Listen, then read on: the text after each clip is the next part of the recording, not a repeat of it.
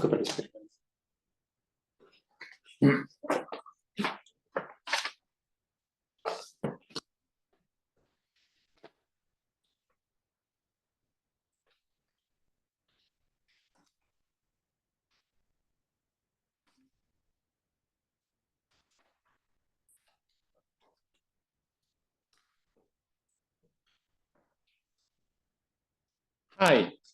my name is Philippe Cotelle. I'm board member of FERMA and chair of the Foresight Committee. I'm very happy to welcome you today to this webinar where we will introduce the issue of a new report called Next, which is about what will be the future of our foresight risks. We are living in a world marked by constant change and increasing complexity. And therefore, at FERMA, one of our key strategic priorities is to empower risk managers to lead in this space and to really become more future-focused risk leaders and enablers of opportunity within their organizations. That's the reason why FERMA decided to create a Foresight Committee, bringing together diverse international experts from outside our traditional risk and insurance world. And their mandate was to help us better understand and prepare for the risk of tomorrow. Today, we are proud to launch the first output of their work, the Next report, which is short for New Exposure Trends. Let me introduce the experts that have contributed to this report, and I will also include the other experts which were unfortunately not be able to be there today. This report has been produced thanks to the contribution of Daria, CEO of the Copenhagen Institute for Future Studies, Sebastian, CEO of Montix, Paulino Fajardo, head of dispute for EMEA, Herbert Smith and Frizzles LLP. We had also the support of Bruno Coleman, professor, board member of several companies and hospitals, as well as Sean Lyons, Corporate Defense Authority, writer and speaker consultant. With this report, we wanted to highlight systemic barriers within the organization that hinder this long-term risk management. These barriers include prioritization of immediate gains over future resilience. We wanted really to help risk managers to develop risk foresight view and to be able to address those in a consistent manner. Those risks are interconnected, dynamic, uncertain, and therefore the organization needs to consider these threats and opportunities in the context of systemic risk. Systemic risk which can create breakdown of an entire system, not just one of its constituents, but result in a severe economic downturn. In our report, we decided to focus in 4 largest trends: geopolitical risk, technology acceleration, human capital, and climate change. And we have, thanks to the contribution of our experts, developed within this report a view which allows for each of those trends to have on one shot all the different factors that they consider to be contributing to this mid to long-term influence of that trend. And I think that is really one of the value of this report is to be able to synthesize through these different views really what they believe is the contributing factors for that. The second element is to be able to develop tools and scenarios allowing those risk managers to really adapt to their organization and their companies the exposure they may face related to that trend in order to be more credible and to develop really this future foresight discussion within the organization.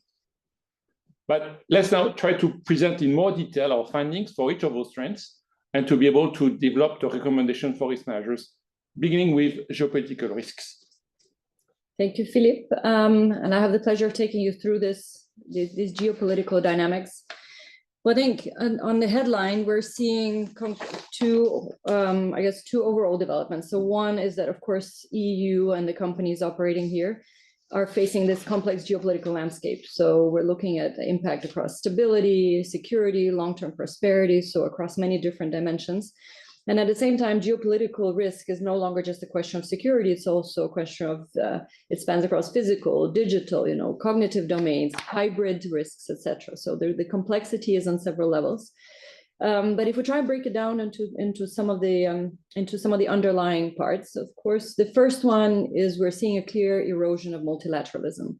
So the decades of the world working together in multilateral agreements, where the EU comes out as a united bloc, that those decades are maybe seeing a new change of perspective, and we're seeing a weakening of global governance structures, everything we've put in place in the last century. So things like the UN, the WTO, the institutions in which we rely to settle disputes and conflicts are being challenged, they're being weakened, and the power imbalances also lead to some sort of unresolved conflicts. So we're seeing examples of the geopolitical flashpoints in Ukraine, in Gaza, and many others, where the weakening of these global institutions and the government structures make it harder for us to align and find common ground on these things.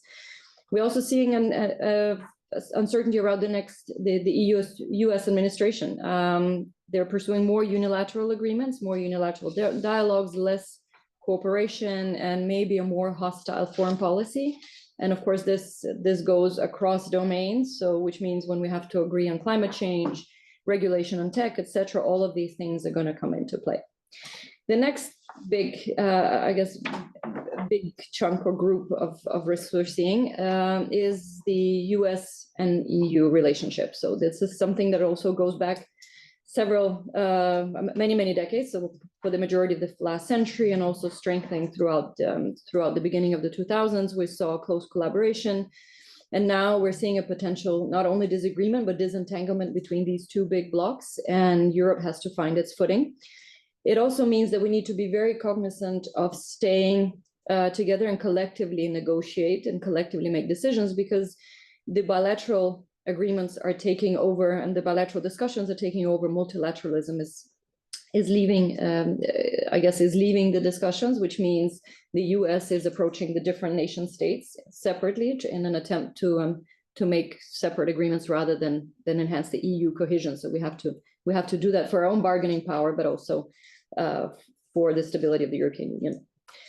The third element is the entire deglobalization movement. If we just go back, let's say even 5-10 years, talking about deglobalization was still a chatter. It was an echo of distant potential emerging developments. Now, since COVID and emphasized with the war, and even more so with the latest developments with the US, we're seeing deglobalization and economic fragmentation as a bigger risk. So we're seeing the weaponization of trade barriers, of policies, geopolitical use of sanctions, where things change almost on a daily basis. Digitalization, of course, amplifies this risk of cyber and hybrid warfare. We're seeing attacks on infrastructure, etc. And then, of course, we have the entire role of EU in a multipolar world. So we have the internal risks of centrifugal forces and disagreements, and at the same time, we have the fact that our economic influence as a bloc is diminishing worldwide. So not only due to economic stagnation, but also due to the risk to the rise of other countries and other regions. We have had an over-dependency on the US, both for security, but also for trade. And the need for some sort of autonomous investment direction is also very needed, not only in tech, but also in defense. And we're seeing that as an increase in the dialogues recently. We do have a global power shift, and we have risk of conflicts, broader definition of conflicts that we're maybe used to. So not only are we seeing, like previously we had these different blocks of basically the first, the second, and the third world, as we tend to call them. Now we're seeing a rise in the South. We're seeing the BRICS nation coming together and as a coherent counterweight to the previous power structures. We're seeing the heating of the US-China relations on not just trade and not just economics, but also as strategic rivalry bordering on a new Cold War, which also means that many European companies, as many of you may be already experiencing, we're walking a very fine line of having to somehow choose between the two blocks, or somehow find a policy and a go-to-market strategy that would accommodate both fractions, which may be very, very difficult. So this is a question of how do we navigate this divisive landscape without having to actually choose sides, and whether that's at all possible. And on top of all that, we have an erosion of the global world order. At least we have an erosion of I guess the values and the international agreements on which we've based a lot of the businesses that's come about since the last century. So in many ways, we're seeing a very fragmented landscape. The good news is Europe can play a role and have their own say. And with this, we have a few recommendations that unfortunately are that do come out as a result of this. One of them is, of course, that we need to look at more systemic risk and more extreme scenarios. So this is not just best case, worst case, and best case. I mean, we really have to start looking at more extreme scenarios in our risk management processes. The other one is that geopolitics should be making its way as a risk in itself, and not just local, not just national, maybe not even just regional, but we need a more global approach. And then, of course, last but not least, we need to look at diversification, diversification of supply chains, being ready for structural adaptability. How do we respond to disruption, etc. So these three things make their way into probably the high-level recommendation on the back of the geopolitical risk. When we did this report, we also wanted to put foresight on the forefront, and we took a stab at making scenarios for each and every one. We will not maybe go into details with all of them, but I think it's a very positive, it's a very useful tool when you're looking at so much uncertainty. So for instance, for the geopolitical risk, we came up with two axes ultimately. So cohesion or fragmentation in the European Union, and the other axis is our relationship with the United States. And that gives you 4 quadrants against which you can already now stress test some of your policy or some of your strategies and long-term thinking. So at least it forces us to think in scenarios that are significantly different than those we're used to in the past. And I think with that, I will hand over to Sebastian for the next one. Yeah, thanks a lot, Daria. And allow me just as a comment, I think that from my perspective, what I learned about was like this reversal of megatrends like globalization. This was some eye-opening discussions that we had, and the acknowledgement that we live in or we're embarking on a multipolar world. Now we can see that, but I think we have been discussing this for probably a year now. So it was also very interesting to follow the news and see how this is unfolding. Now I'm going to talk about technological acceleration. We looked at, especially at AI, but I think that it's also clear that AI is not the only technology that it has the power to disrupt. Probably it's the biggest at the moment. And we looked at different areas here. I think the one that is very easy to spot and very easy to understand is the disruption in terms of business model and market. So we see that AI-first companies are putting a lot of stress on companies with traditional business model, and that we're seeing that this trend of automating much further than it was possible beforehand is adding a lot of efficiency to these new competitors that are entering the market, and therefore also these competitors or these AI-first companies, they are able to build entirely new business models around their technology. What it also means is that we're seeing, let's say, a gravitation around the core technologies, which are, because they're based on big data, they're forming some kind of field of gravitation, and obviously make it harder to diversify for companies in all kind of sectors. So they're becoming dependent of AI infrastructure, of models, and of APIs, so the system interfaces. Second part that we saw was the AI-driven labor market disruption.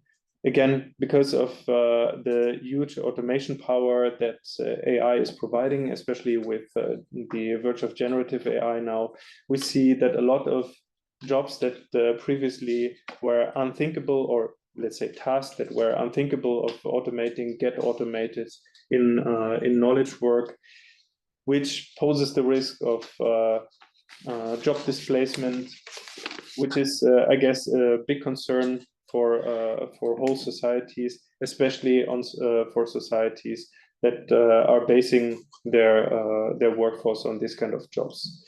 So, as we don't know where automation goes next and what kind of shape it will take, it's important to let's say keep the workforce on its toes, both in planning and reskilling.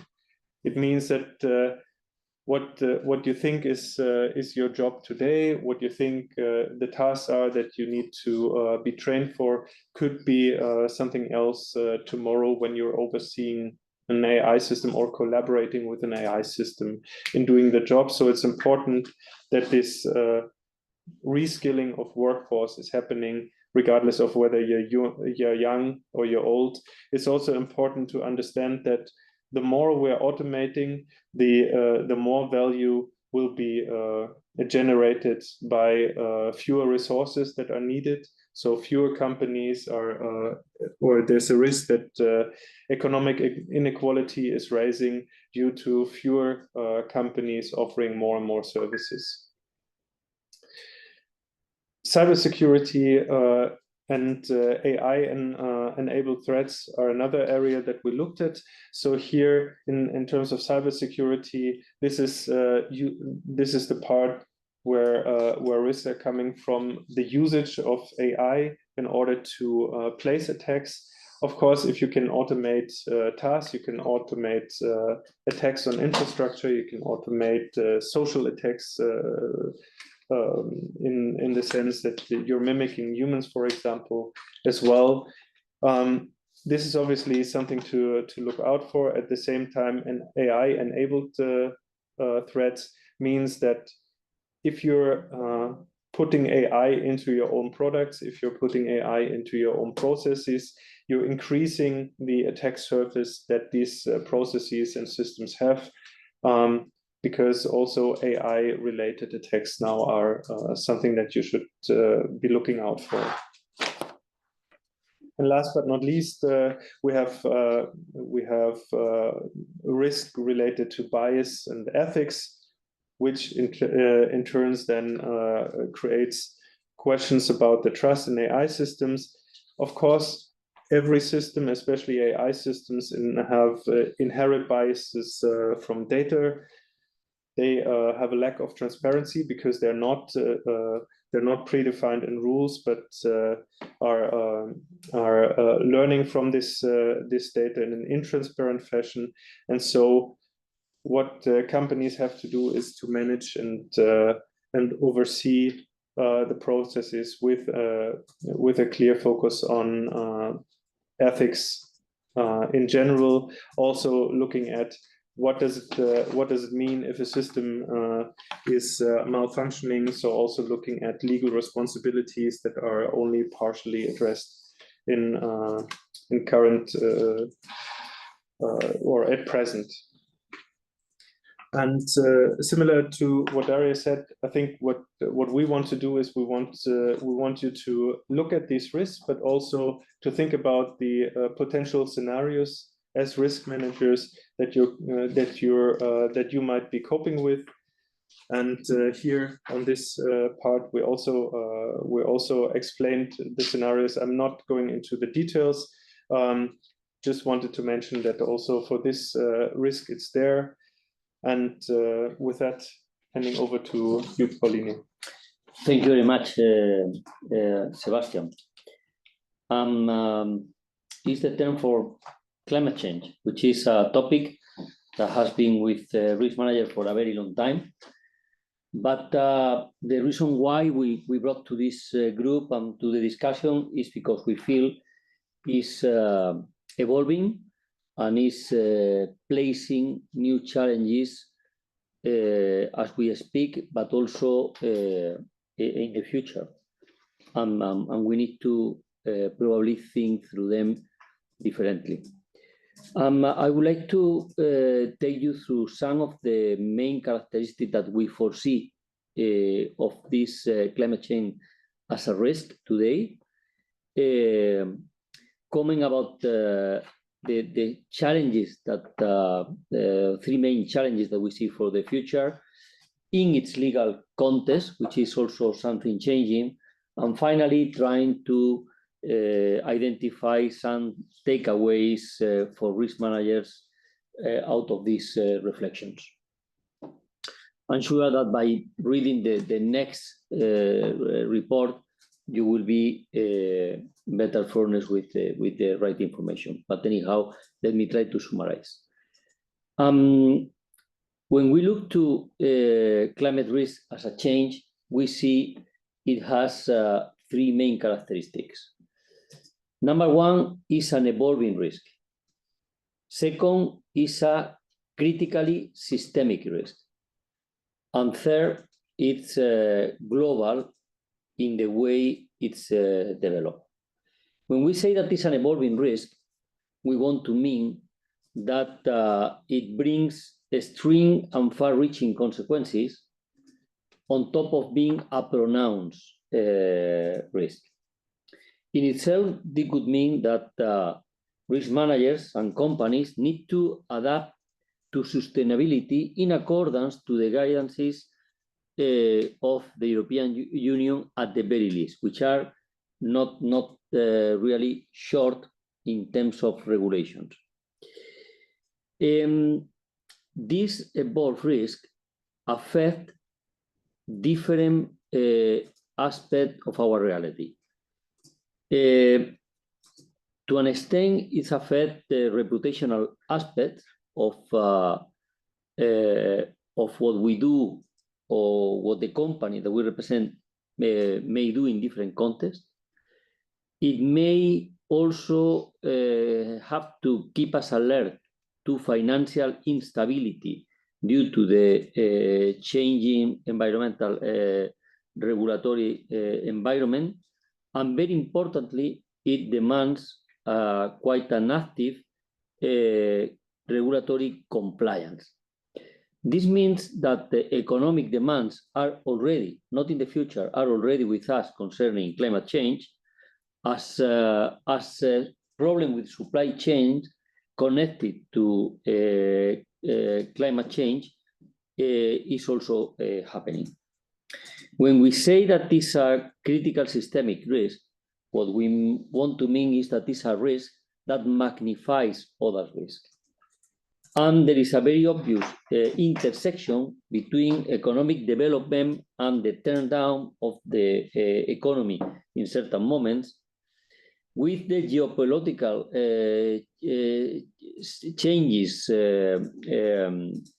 that we are also experiencing today, and very obviously changes in the social structure due to different consequences or direct consequences of climate change. Floods, wildfires, heat waves are global problems, and this qualifies against this risk. And this type of consequences have a direct impact on things like the one that we've been commenting before, which is available workforce in certain areas, in certain moments, problem of continuity and supply chain, and something critical for certain type of businesses, which is the resilience of the infrastructure. Well, with this risk in hand, where are we left in terms of challenges for the future? We identify three main challenges to watch out by risk managers, as I say, as we speak and going forward. The first one is the consequences of the pushback in the support of the USA to green policies, because as a knock-off effect, has created already also some reaction in a similar direction, not so extreme, from the European Union. Why this happened? Well, because climate change is now seen as a threat to competitiveness in developed economies. And if we look into developing economies, it is seen not as a threat, but as an unfair barrier to continue their development at the right pace. The obvious consequences of this is that so far the CO2 targets has not been met, and that there is a growing skepticism around convention, treaties, and all the international tools that should support this. Where are risk managers left in this context? Well, in a context of uncertainty about what to do.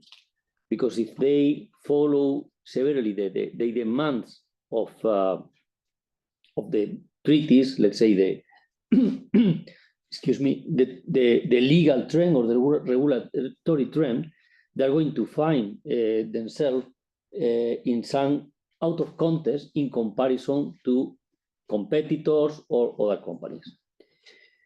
The second challenge is the growing really concerning gap of protection for climate change from the insurance industry. It continues to grow high in premium and decrease in capacity. The reason why this is happening is because the insurance market is reacting to the growing size and severity and frequency of the different disasters that we are witnessing.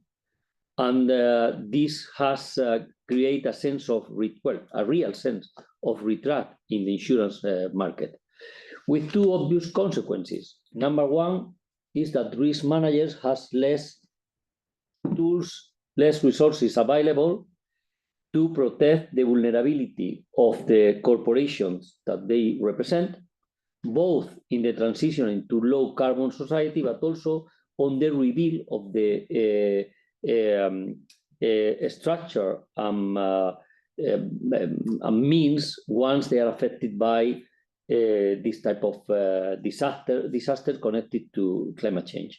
The second is that as a result, if society wants to continue in the same trend of protection of climate change, then the whole thing will be transferred to public finances in a context where the high debt is stopping the real availability of these opportunities.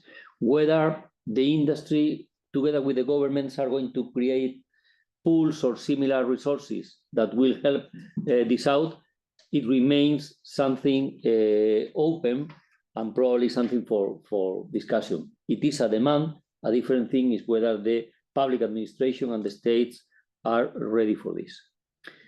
The third and last of the challenges that we wanted to comment had to do with a fragmented international regulatory environment across climate change. If we look from our perspective from the European Union, the true reality is that Europe has been leading on this, but to be honest, we've been leading on our own because we haven't had a great number of states following a similar trend. And that has resulted in what I commented before around competitiveness.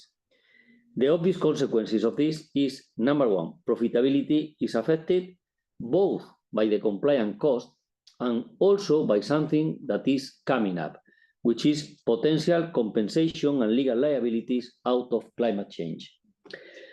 And I will comment something about this context just in a minute. The second consequence, when we look to emerging economies, is that they are demanding compensation for trying to follow the pattern that we set for them. So this is the context for risk managers. Is one, uncertainty around the real support to green policy from a state. Second, a non-sustainable environment or market where they can resort to find financial support to alleviate the risk in their companies. And finally, this difficult balance between ESG regulation and viability. And all these risks, now we need to see them in a different context, in a different legal context. Because when all this preoccupation around climate change started, it was only an ethical issue that that everyone wants to follow. as a matter of good practices, and we really, it was soon after the discussion started when all the website of our respective companies was flooded with this goodwill to try and solve the problem. But the reality is that today this is not an ethical issue, and this has turned to be a legal demand. So companies are not supposed today to predicate about climate change. They are supposed to bring tangible progress around climate change. And it is at the desk of each of the risk managers to add value when they take decisions about climate change. But when I mean add value that is tangible for shareholders and for the society in general. So all stakeholders are looking for this new expectation around tangible changes. This has two very obvious consequences again.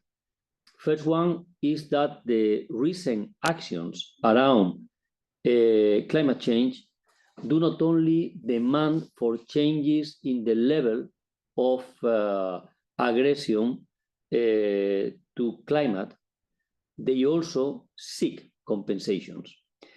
The second is that all the demands are not based as in the past when we target companies in local or contractual provisions, but on a new interpretation of human rights that protect and embed any of the violation that this signifies. The European decision on the Klimasignorinen case is a very obvious one, where the right to privacy and intimacy give rise to a obvious right to demand this protection. And from there to some of the figures that risk managers are used to find in their insurance policies, and some of which they are not used. So if it is the duty of care, they fall all of them sing. But if it is a concept of abuse of a legal position, or the use of wealth or property against social finality, that's not something that we've been furnished until now. If I tend to the D&O environment, already we've got actions and decisions challenging how the business judgment rule should take on board climate change or not. In simple conclusions and takeaways for risk managers, I think the message is simple. From climate change being something that we've been looking from the periphery, or from a peripheral approach, we need to put at the heart of what we do, because it's expanding to many of the other risks that we had something to do. That is why we say that this is quintessentially systemic, evolving, and a global risk. The most challenging of this problem is going to be that in the past we've been looking to climate change in a context where we have at least global international collaboration that suddenly now has collapsed. So all I can say is good luck. Thank you. Thank you very much. Yeah. I think it's Sebastian, I want to carry on the human capital aspect. First, I want to say not all is lost, I hope. Okay, yeah, let me look at the human capital related risks. So we identified a couple of areas here as well. You know the trick now from the previous three ones. On the first one is that there is a new work-life symbiosis. So people are expecting, young people are expecting much more purpose and work-life balance, which is impacting how companies deal with their workforce, obviously.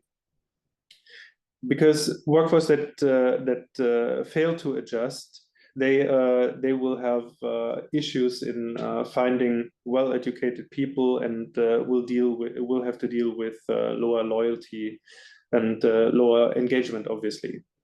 So focusing on well-being and focusing on training is something that is essential, as well as rethinking traditional career paths. So thinking about what is the purpose of this, what is motivating that, is something that is important, as employees also may frequently switch jobs, switch focus, switch what they're engaged in. And from an employer perspective, that also means that by all these frequent switches, we have to look at potential knowledge loss and manage how we're organizing, that we're still functioning when individuals are taking these decisions. Second topic is the longevity and multi-generational teams. Here it's clear that not just because we have an aging society, but also because people are fit for much longer and willing and interested in working. And obviously societies need a lot of people to continue to work as well. We see that there are more and more diverse teams in terms of multi-generational teams. In order to manage that, we, on the one hand side, need to look into lifelong learning initiatives to keep people relevant and help them at any age. It's not just the older, but also the younger ones. Help them to stay in touch with technology and advancements in terms of business model, in terms of processes. So looking at how companies are sometimes treating education as a bonus, this has to change into perceiving it as something that is essential for keeping the workforce engaged and their business running. Also, companies should be thinking about phased retirement plans and part-time to keep the workforce, the generation of workforce working for as long as possible. Then task definition and value assessment. I think that I have already explained that artificial intelligence is driving automation in unprecedented ways. What it means for the workforce is also that on a meta level, that the way we're interacting with systems is changing significantly. So where we have been performing tasks in the past, more and more people are asked to oversee these tasks and to think about what would be the next step. So in a way, you could say more and more of workforce is going to behave like managers, overseeing then not other employees, but AI systems, agents, for example. And that means that we also need to shift how we assess people and how we incentivize people as things like soft skills, like problem-solving attitude. This becomes much more important than just basic expertise and experience. And it's important that we help our workforce to navigate these complexities and be able to adapt to ever-changing work environments.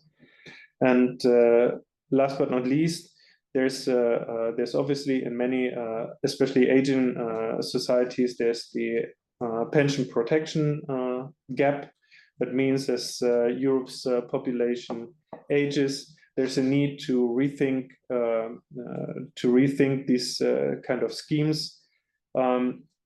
As I already said, one way to tackle this is to keep employees and motivate employees to stay in work for longer, for example, with part-time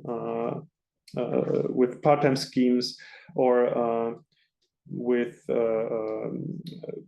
other schemes. On the other side, since we will have, due to automation, less and less people working on these tasks, potentially, we also have to think about taxation of robotic labor, for example, or other ways to compensate for this pension gap.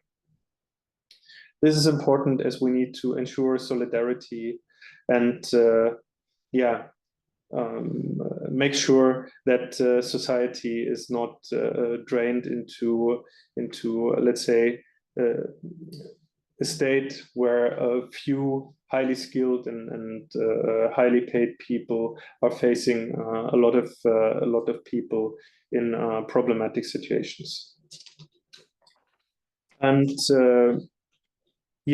with this, I think the key takeaways are quite clear. So we need to work out the dependencies on talent, especially when they're moving, and talent is moving in and out of companies more frequently. We need to collaborate as risk managers in the workforce planning. We need to assess and monitor pension liability. And we also need to monitor, of course, legal and ESG trends in employment. And with that, I think I can hand over to you. Yeah, thanks so much, Sebastian. So when we created this concept, FERMA was really convinced that we needed to promote forward-looking approach to the risk managers community, to help them to contribute that their organization become more agile, to address the unknown and the future exposure that they may face. That's why we have taken the opportunity to gather experts from outside of our fields. And we gathered economists, futurists, technologists, legalists, all those are able to gather together and to show what is, from their point of view, their view about the factors that have an influence on mega trends, which will have an impact in each and every organization, in each and every company. Of course, the danger, I would say, of such a kind of approach was to be too theoretical. And in fact, here, what was really very useful and very grateful for me as risk manager is to discover that all those trends are really interconnected. And therefore, the first feedback to any risk manager looking at this is to be able to understand that they need to gather a number of experts in their area in order to demonstrate how this interconnection is applicable to their company, to their organization. And in fact, thanks to this report, they will be able to be more credible in showing that for each of those trends, what are the different factors that that group has identified to become really influential in the mid to long term, and to also help them to deploy scenarios and having the right tools to be able to create those scenarios that are effectively applicable to their organization, and to have both the tools, the scenarios, and gathering a number of people in their organization that have some potential view of those different trends will help them to become much more credible in order to put the dialogue of forward-looking approach in their company, in their organization. So that's why I think that this report is really a very practical, hands-on report that can be used for each and every risk manager in Europe, and maybe lower than that, higher than that. It's not a one-off event. We really want to share that it's something which is open. We call for experts, if they are interested, to join this Foresight Committee and to gather other resources so that we can really continue to enrich that dialogue and to demonstrate that this foresight looking is a way to create value for each and every organization. In a nutshell, if I may say, with Next, risk manager can anticipate what comes next. So that's the end of this webinar, and it's this opening section for questions, if there are some. So what do we see? So a question from Paul. Congrats on this first iteration. Many thanks for that. Can you briefly comment upon the methodology used to develop the key insights from this excellent report? I mean, these expert group discussions, surveys, specific research. Thanks. Two things. So, of course, the 4 trends that we have picked up are not new to risk management. They are relatively obvious. And it was, for me, very clear that as FERMA, we needed to address those four trends. But I think probably what was a bit new is the way we address that collectively within the group. And maybe, Daria, do you want to share some feedback about the methodology we used and the group approach we had to create this report? Yeah, and I think it's represented both by my co-experts here, but also those who couldn't make it today. I think it's about gathering the very different viewpoints to the same questions, and then making sure that there's a constructive disagreement in a sense that everybody's an expert in something, but no one is an expert in everything. So I think having established what the main risks are, which many of us are aware of, I think finding the nuances, the interconnectedness of them came out of actually having the very different people in the room with the mandate to challenge each other, to listen, and to come out with a different mindset than when we entered it.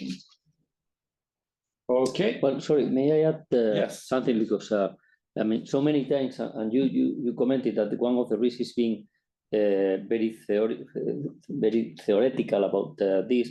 And to be honest, that was my expectation before I landed here for the very first time. But I think that there is a lot of credit to be given about how FERMA, and particularly yourself, set up the story. Because, let's say, the day we started, there was a very clear path on the discussion to be had. From there, the discussion flew to many places.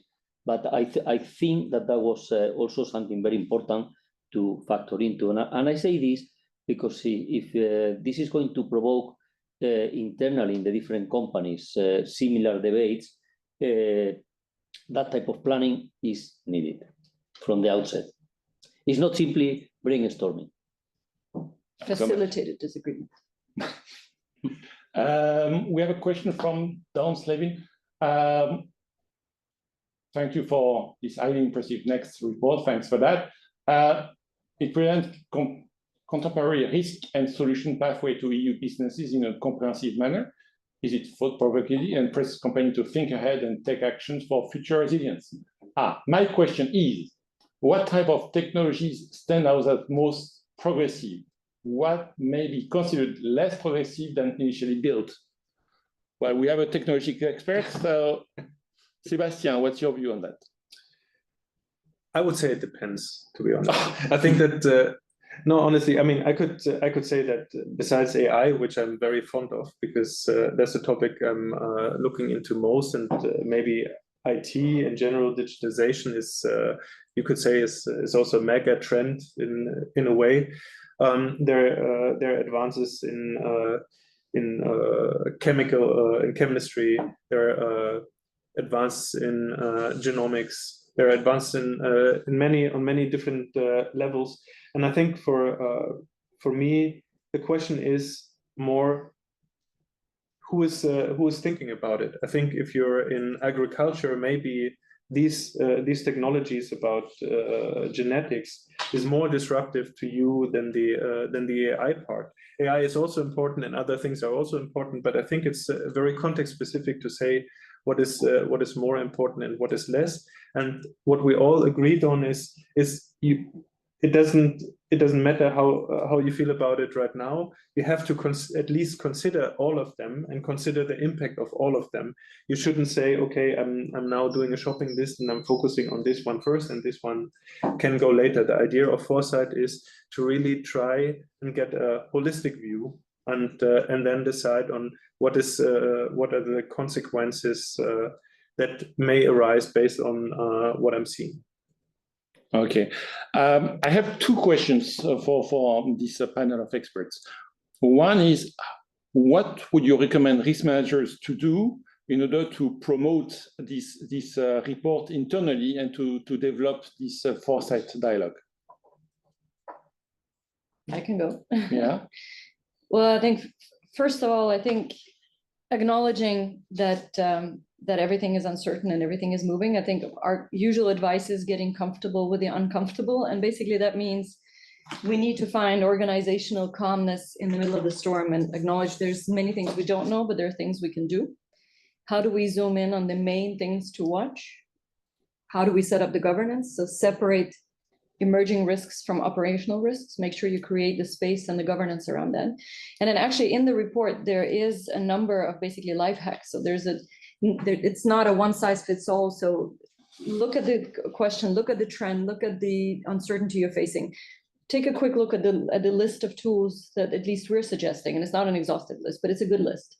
And some of these will always fit as a starting point. So make sure you don't always only engage senior leaders, because we tend to do that because these are the decision makers. But if you want to have a variety of views, ask about who may be missing in the room. And when you discuss this, who are the relevant voices, not just who will make the decisions. And then just go through the list. And I'm sure even in this small introductory report, you will find something that fits your problem, and just get going. That would be the best I could advise. Yeah. Yeah, my advice is very much along those lines, which is read page 7 and page 10 of the report. Because this is, in fact, not all of the section, I will come back. But this is it's about thinking, but it's also about testing and modeling. When I say thinking, this is beyond thinking out of the box, it's thinking out of your comfort zone. And in page 7, you will find very interesting elements to battle against the biases that probably are stopping some of the companies being able to foresight some of the risks we are commenting. And the second is when you've been able to persuade all your people to think through out of the comfort zone, test and model with the tools that are described on page 10, section 2.2, which is those are the tools that we believe are the most effective to think through this. Daria, you want to say something? Yeah, and I think, and again, I'm a trained economist, so I love numbers and I love models and I love being able to say something with certainty, or at least some sort of probability, and give these forecasts. And I know that all companies love forecasts, we want numbers. But in a world we're facing now, it would be a false sense of certainty. And we just have to establish that 100% of the data points we have in the entire world are about the past. That's just a fact. So every time someone gives you a data point about the future, it is based on assumptions. And first of all, if we could take those data points and rather than being projections, have them, they're the beginning of a conversation. Don't use the data raw because the models are breaking down. And then when you have that, ask yourself one simple question. For this to be true, what needs to happen and what needs to not happen? So the main question is always for me, what needs to be true about the external world for this assumption to hold? Something you can't impact, something you can't foresee. What are you assuming about the external world? And have that come, and that will be a qualitative discussion, but it will be a qualitative discussion that is stress testing your beliefs, because that data point is just a summary of all of your assumptions in the model. And it's the beginning of a conversation, not the answer. Can I also? Yeah. Just one life hack. I would approach it completely differently. I would read the thing and pick out 3 things that I didn't know before, and be smart about it. Go to your colleagues, say, did you know this? Did you know that? Did you know here? And start the conversation. And then, of course, you can unfold what is the methodology behind. But like when, for example, when I go to a company, say, you want to start with AI, people say, oh, the first thing you have to do is you have to have a data strategy. And that puts off everything. You say data strategy, and I go, oh, okay, go home. Maybe in half a year. And I think we should, I know it's a hard topic, but we should be playful about it as well, right? So why not starting with some facts I didn't know about, or some interesting thought that you take, you engage with a colleague, you engage with your manager, you just talk about it, and then you can unfold all the wisdom of the different tools, all the how Foresight is working, and so on and so forth. I think we have to we still have to have this playful moment as well. And I think at least that's how I got sucked into this discussion, and I don't regret it. Yeah, and again, as FERMA, we can only be very grateful for your contributions. And for us, it was really a moment of fortune to have your contribution to this report and to the discussion. And we learned a lot thanks to you. And as mentioned, this is really open for additional contributions, because we are far from having captured all the potential future trends that we may have to face. what would you say to a new expert in order to convince this expert to join the Foresight Committee? Paulino. Sorry, I was distracted. I just was reading one question. Sorry. Yeah. So what would you say to an expert to convince him to join this Foresight Committee discussion? It's fun. It's fun. I think it's fun. It's in a way, it helps us also to think not only out of the box, out of our comfort zones, having sharing different views, and really there is a progress on our reflection, at least on my point. So it's very refreshing. It's very interesting approach. Sebastian?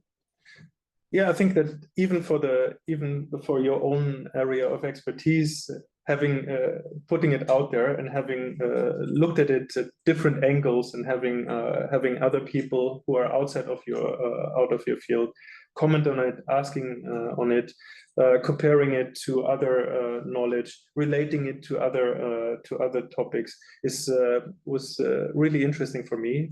And maybe I can also say that the food is great. Yeah, I think first of all, if you're thinking about joining, it's also because you may have a viewpoint that we've missed, which means that the next report and the next discussion really needs your input. So if for no other reason than if you're thinking about it, it means we really need your input. So we are just the number of people that we are. So we have blind angles. And I think as the gentleman said, I think it's a really synergetic occurrence of everybody leaving the room smarter, which is not every day you get to do that. So that's a very selfish output. Yeah, one last question we had was about how can we make the business aware trends in this future focus. I think that the tools that have been included in the report, and maybe Daria, you want to say some words about those tools and the way we develop those scenarios. Yeah, and I think first of all, as said, and not to repeat it, but I think if you've anonymous attendee, whoever asked that, I think if you just take a look at the pages that were described, you already have part of the answer. So this is a very easy way to introduce it. I think this is applied foresight, so this is not theoretical. So the way you would convince others or engage with them is basically invite for sessions where you introduce some of these things and they become very concrete, and you can use them on real problems. They don't have to be theory. You can look at current issues where there's a lot of uncertainty and you don't know how to do risk, deploy one of the tools. And the other thing, there's much more. You can double click on many of those and a longer list will come out. There's also training facilitated by many different entities to get better at this and actually facilitate. So I think it's the best thing to do is pick an area and a trend and a risk where no one knows where this is going and say, hey, I got an idea of how we can talk about it. Thanks so much, Daria. I think we are going to close. Again, this Foresight Committee is not just a one-off static event. We are open to further contributions and we'll continue to welcome input from experts. And this next report is the first of many more. So many thanks to our panel of experts joining us today and to those who were unable to join as well. And thank you all for attending this webinar. Thank you very much.